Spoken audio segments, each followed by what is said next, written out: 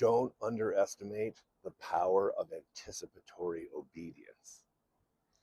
Day 12 brings up this interesting concept, and it really caught me because earlier this year, we had a young person in our congregation request that we develop a recovering from religious trauma support group. And I have delved into religious trauma, and it happened to coincide for me with the death of James Dobson. And after he died, I received many text messages and emails from people who were raised in Focus on the Family homes. There is an anticipatory response. You can call it risk management or anticipatory obedience when you know that there's conflict coming or possible punishment. There is a survival instinct or a anticipatory obedience that you develop. It's almost second nature. You may not even know you're doing it. In fact, the research says that it lives in your nervous system. So it gets summarized by many, adopted by this fight or flight. But I think that that's too cliche or too dismissive. It's not intentionally so. It's just if you see it in practice, it's a little more expressive or demonstrative than just fight or flight.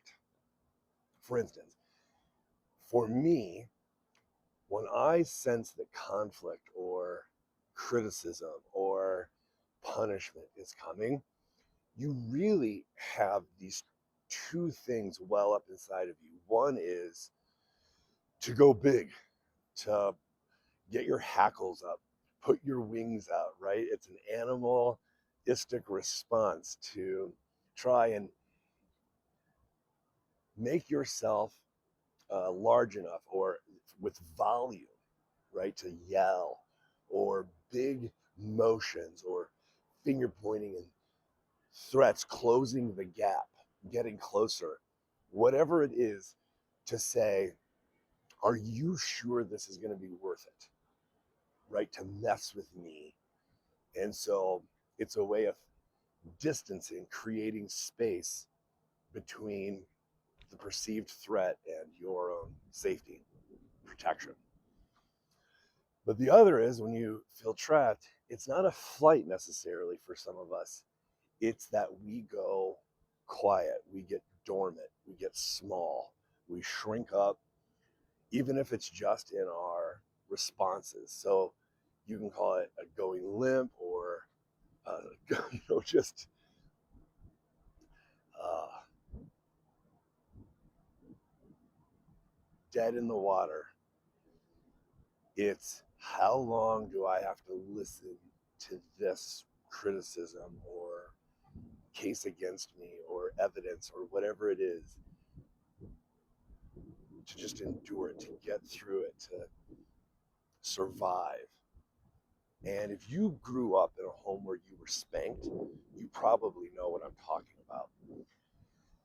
It lives in your nervous system. Well, the reason I bring this up is because reading the chapter of our book, I started to put the two things together and wonder, it almost seems like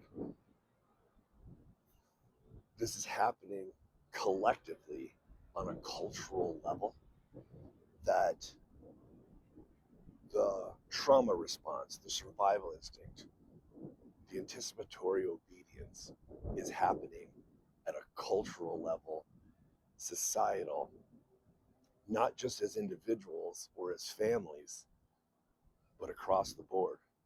So I thought I would throw that out there and see what you thought.